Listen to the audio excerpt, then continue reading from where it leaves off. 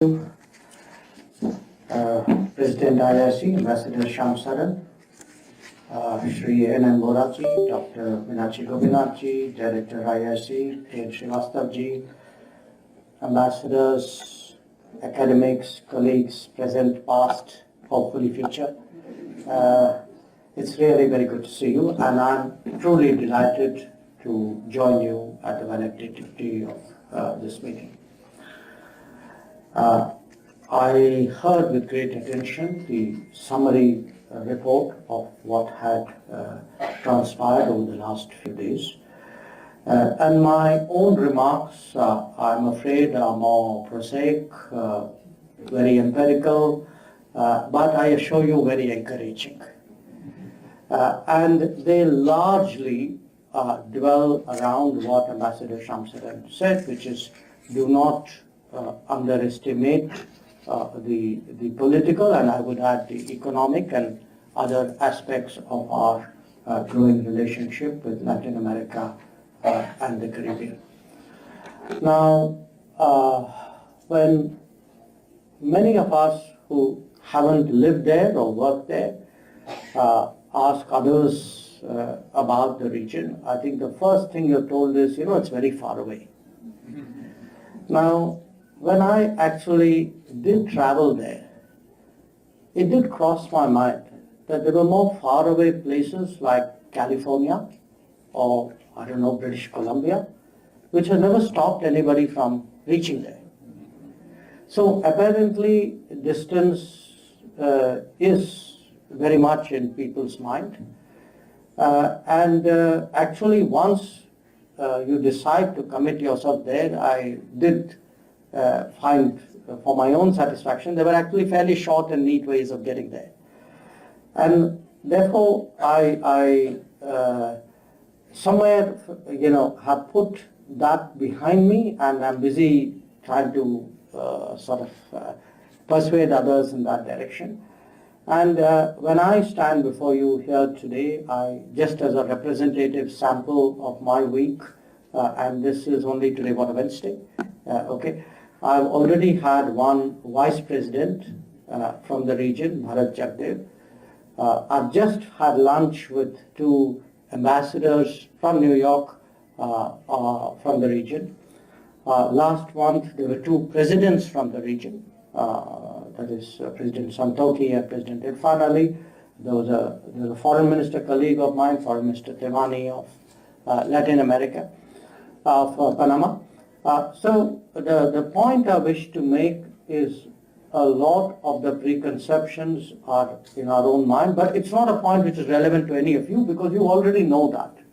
It is a point for those of us who are charged with, I would say, policy formulation and execution in regard to Latin America and the Caribbean. So how does one deal with it? One deals with it really by creating compulsions, by demonstrating contact, by frankly working the relationship. And working the relationship obviously can have many aspects, some of which are very evident in the room today, in what you've all been discussing over the last few days. But I put it to you that if there has to be a firm foundation for a sustained and intensive interaction, it has to be built on business, and it has to be built on stronger people-to-people contacts. Obviously, government has a role, government has to lead, government has to encourage, government has to shape where necessary resource. But finally, any relationship, and we've discovered we've discovered this even with North America, that if you look today at our relationship with North America, a lot of that is really built on business and it is built on people. So I am focusing much of my remarks on those aspects because I believe that it is by taking those forward that we will create the framework on which many more activities can take place, and those activities to my mind are very important because if you have to relate to other societies, if you have to talk to them, you have to, in a sense, have a feel. You have to know the music, the literature, the people, their history, the food. I mean, it comes, and it's a universal principle for every country. Now, when I became foreign minister 4 years ago, a colleague of mine sitting in the front row very helpfully sent me a piece urging me to pay more attention to this part of the world. And the key bit was a piece by a Chilean ambassador. I suspect, sir, it could be you, which basically said, until the foreign minister of India himself pays attention to Latin America, how is that relationship going to develop? Now, the first reading, I wasn't, I didn't think the foreign minister of India had to do everything. You have colleagues who also I work with. But honestly, even before that, actually, we had started a process of really globalizing our contacts, of really reaching out very much more than we used to. And there is a purpose for that, which I will come to. So when I actually, in preparation for meeting you, said, okay, can I get a sort of a 4-year report card and a 9-year report card, because I used Prime Minister Modi's government in 2014 as a kind of a marker. I actually found that in these years we've had from India 6 visits by the President to the region, 6 visits by the Vice President, 4 visits by the Prime Minister, 4 by the External Affairs Minister. In this case happens to be me, but in my defense I'm going next month again to 4 more countries. 13 of different cabinet ministers, and our ministers of state, I think, have pretty much covered every country in Latin America and the Caribbean. And what it has done is it has in turn encouraged the reverse flow. So during this period, we've also had 37 major visits from the region. 7 by the President, 5 by Vice Presidents, 15 by foreign ministers, 10 by other ministers. So the reason I say this to you is that the assumption we had that somewhere, there isn't enough attention, there isn't enough contact, there isn't enough traffic. I think the evidence of the last decade has started to challenge that. I'm not suggesting to you this is where it will stay. I think there's a lot of room. There's a very strong case for why that should grow. But this really was the first point I wanted to instill. Ambassador Shyam Saran also spoke about politics. During this period, we opened 2 embassies in the region. And both had a very interesting backstory to them. One was in Paraguay, and the other was in Dominican Republic. Now, in the case of Paraguay, it was something I was personally, in a sense, encouraged to do. I met my Paraguayan counterpart in 2019 on the sidelines of the UN General Assembly. And he, after the preliminary courtesy, said, I've never met an Indian foreign minister, so I want to ask you one question. What have we in Paraguay done to offend you? So, obviously it sort of took me. He said, look, ever since we can remember, in every conceivable forum, we have been supportive of you. We're still trying to figure out, why don't you have an embassy in Paraguay? And the first thing I did when I came back was to tell the Prime Minister, I really need to open that embassy. And I not only opened that embassy, it got delayed because of COVID, but I promised him, which I kept my word, I went to Paraguay and actually inaugurated that embassy. Now, the other embassy I opened was a different story, a story which some of you may be more familiar with. We had a wonderful ambassador here from the Dominican Republic. And there are no superlatives to describe him. He's now in Moscow. And I was foreign secretary then, and he would keep badgering me, saying, look, I'm the dean. And you don't have an embassy in the country from where there's the dean. And during his period, if you look at the trade between India and Dominican Republic, I mean, those of you who may not be immediately familiar with trade numbers, I mean, we are talking triple-digit millions here. So I am citing these two examples really as in a sense, as a foretaste of what is to come. I think this is a region which has a very powerful case for much greater interaction, much greater presence, and that is the case really I want to make for you. So the first case I would make is really a case for trade. And here again, it's interesting when you drill down and look at the numbers. Our trade today with Latin America and Caribbean annually is $50 billion plus. And just to put that in perspective, our four big trade accounts, which is the US, China, European Union, and ASEAN, are somewhere between 100 to 110, 115 billion dollars. So already Latin America and Caribbean has come up to half the level of the highest set of trade partners that India has. But it isn't just a numbers game that I'm putting before you. When I speak, and by the way, I must also tell you, barring a few foreign ministers, I think I have the WhatsApp number of almost everybody in Latin America and Caribbean. And even during COVID, probably there was not a single minister to whom I did not have at least one conversation.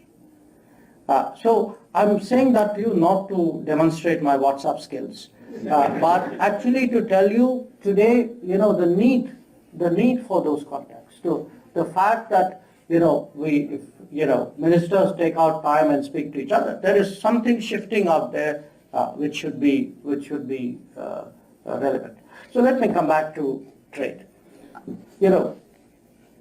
Trade today is growing, and if I were to just give you two examples of countries where I was recently, where Brazil is concerned, we are either the fourth or the fifth, depending on how you count the trade, and the likelihood is great.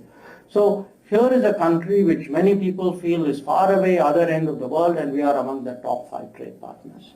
In the case of Argentina, we are the third or the fourth, and here again, that position with the possibility of further growth up is something which is noteworthy.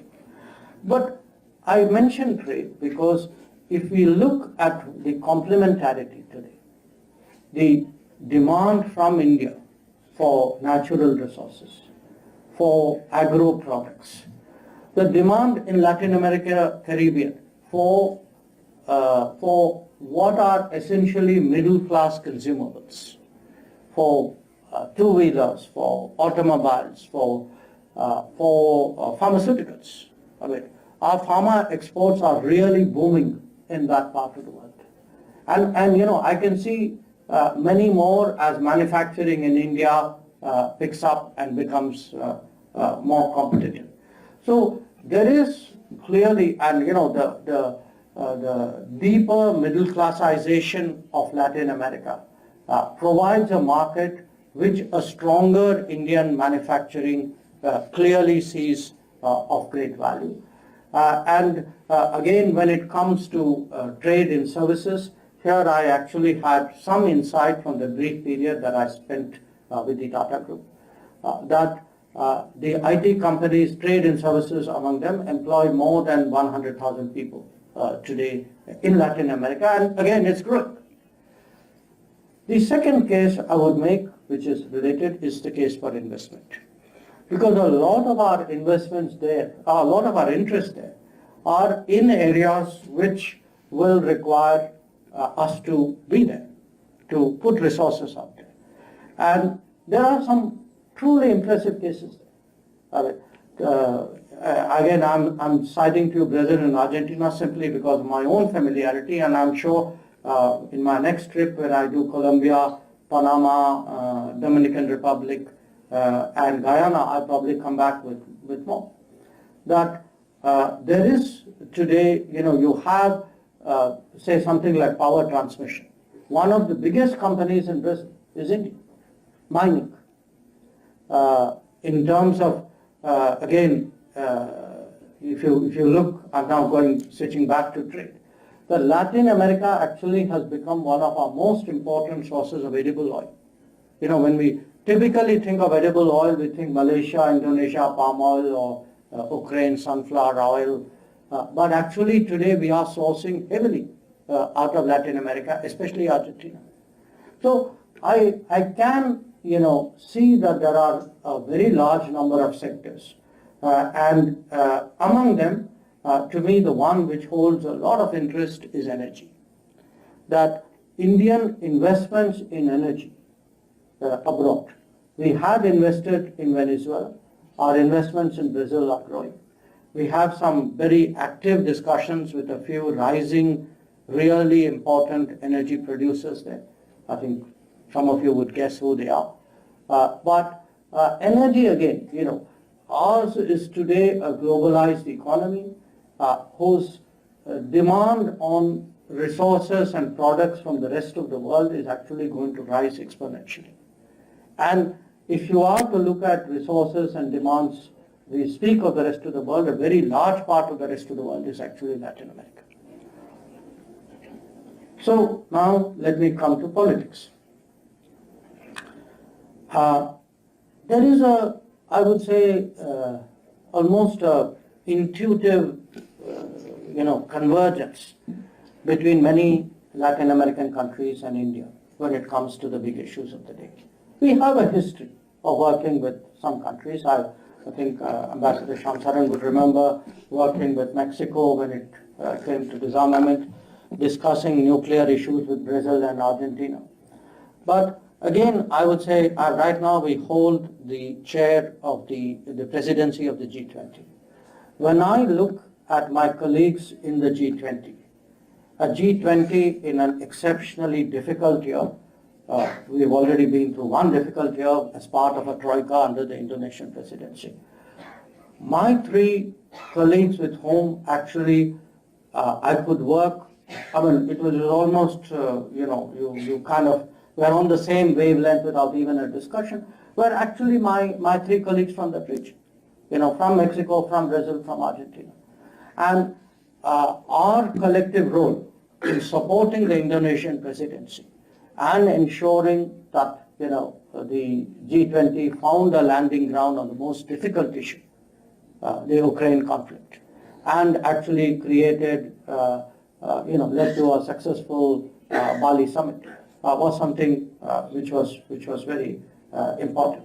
But I see this beyond, because I think when it comes to the big issues of the day, the issues that we debate in the UN, in the G20, in COP meetings, these are countries with whom their aspirations, their interests, their history is very similar to us. So there is a natural bonding here, there is a convergence, there is a legacy of working together, which I think has got revived. I also want to say make a particular mention of the countries where there is a large Indian community.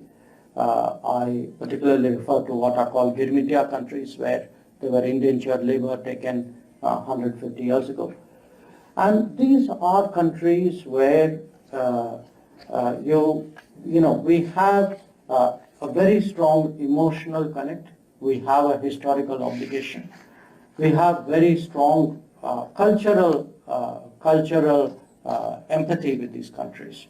And I can state with a great deal of certitude that these countries would be very much part of our policy of connecting with the diaspora in the sense not only of people who have Indian nationality, but of communities who have their origin at some point of time in India. So again, I had mentioned earlier the presence of Presidents Irfan Ali and Santokhi at our Pravasi Bharatiya Divas, our diaspora gathering at the beginning of the year. And we see these relationships grow because in a lot of these countries, they today look to India. They look to India for refreshing and rejuvenating their roots, their connections, their traditions. I mean, it's not unique. It's not unique to these countries. I mean, it is there with all the countries, all the Girmitia countries. I mean, 4 days ago I was in Fiji. It had exactly, the desire there was very, very similar. So we will pay much more attention, invest much more in different ways to strengthen the connect with the Girmitia countries. When it comes to global issues as a whole, again, I think the thinking of many countries, most countries in Latin America, Caribbean, very similar to us, especially on issues like climate change, climate action, climate justice. There are a lot of small island developing states there. These are countries for whom we feel specially. We have stood up for them. I do, when we look at initiatives that India has taken, initiatives like the International Solar Alliance or the Coalition for Disaster Resilient Infrastructure, these countries have actually been very enthusiastic, very participative in this. Many of you would also be aware that over the years we have actually done a lot of development partnerships abroad. Obviously, all these are with developing countries. Most of them are, of course, just in terms of numbers and value in our immediate vicinity. But even already, where Latin America and Caribbean is concerned, we have 40 lines of credit, and they are roughly our commitment is about $900 million in these projects. 20 of these projects have been completed, and many of them are really projects with great infrastructural value, great community value, in some cases demonstration of something like renewables.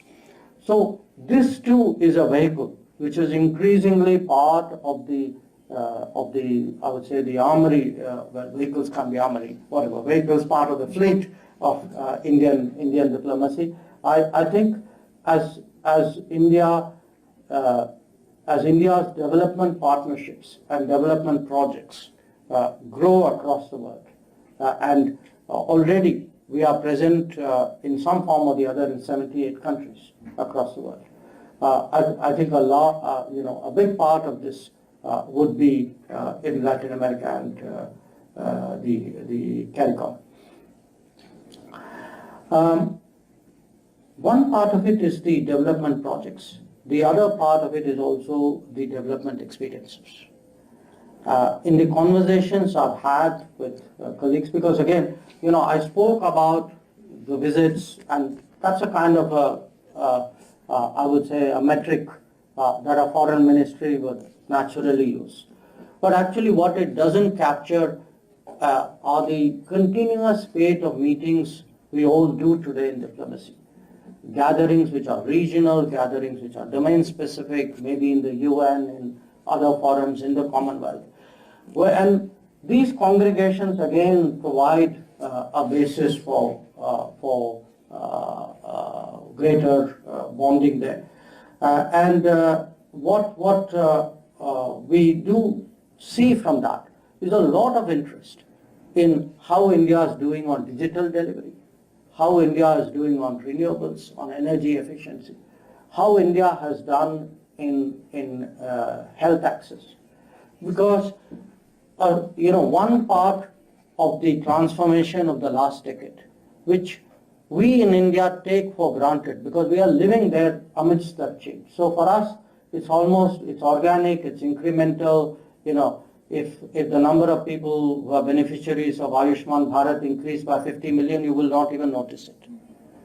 But those who are watching us from outside, when you actually share those numbers with them, that today actually there are 500 million people in this country who are taking pension from some kind of scheme, that same number of people today actually have health access, that 800 million people get food support, that 450 million people actually get money into their bank accounts. Now, much of Latin America, and particularly today, given the trend lines in that region, this is a region which is naturally left of center. And the left of center, regimes and outlooks which are left of center and have a direct interest in what is happening with other developing societies who are also building social safety nets. And in that respect, today the largest experiment, experiment is the wrong word, it's something now so big that it's no longer an experiment, is actually taking place in India. So a lot of our conversations today with Latin America are actually on the digital delivery, what is happening, how do you lower price costs. And I can say, it's not just the foreign ministers. In many cases, it's the ministers of finance, the ministers dealing with health, the ministers dealing with digital. They are the ministers or the officials today who are the maximum interest in engaging us. We are, of course, apart from engaging the region bilaterally, we are hoping on an institutionalized basis to engage the CARICOM, the CELAC, SICA, and each of this to differing degrees is work in progress. You will be seeing that unfold bit by bit. But collectively for us, every country of the region was in some form covered by the Voice of Global Summit. The meetings which we did in the first half of January, because we wanted to consult the entire South before we took their collective ideas and interests into the G20. The vaccine, the COVID, and of course the vaccine Maitri was the most, I would say, effective way of demonstrating our bonding with the region. And if any of you have time, I would say the most expressive utterances on the subject you will find on the YouTube. If you want to really pick up on what the world thought about vaccine Maitri, on their getting vaccines at a time when many producers and many stockpiles, there were stockpiles nearby which they could not access. And if you want to see, really the sentiments of the world, I would recommend just look at the YouTube. There are some really heartfelt expressions of that. And finally, of course, while I'm talking vaccines, one area, and perhaps this is something food for thought, food is not the right word, but we are looking at traditional medicine in a big way. The WHO has created the first global center for traditional medicine in India. It is in Gujarat. And what we want to do is really to gather the traditions here in that regard and see how, in a way, we can mutually support each other and make that grow. And in that exercise, again, we feel that a lot of Latin American traditions will be very, very important. So I would really, as I said, I hope the picture I presented to you is a hopeful one, an optimistic one which promises really much more activity and much more contact. But it is important for us that while the bread and butter issues are taken care of by people like us, that the rest of the relationship also finds expression. Because really, man doesn't live by bread alone. So there are so many other aspects of relationship building, and that is where I believe that the intelligentsia, the academia, the world of culture, the world of arts, the world of medicine, the world of knowledge. All these in different ways can really help build this relationship. I want to just emphasize, we have a goal of moving India towards becoming a leading power. And to be a leading power, we have to start developing at least the footprint of being global at some point of time. And we can't do that unless we are able to reach every region and not reach it superficially, but have relationships that really count out there, investments of substance, cooperation that is really noteworthy. That is the direction from an Indian perspective that we are looking at the region. And therefore, I felt it is important I share this with you. Once again, I thank you, sir, for inviting me to join you all this evening. And really, my thanks.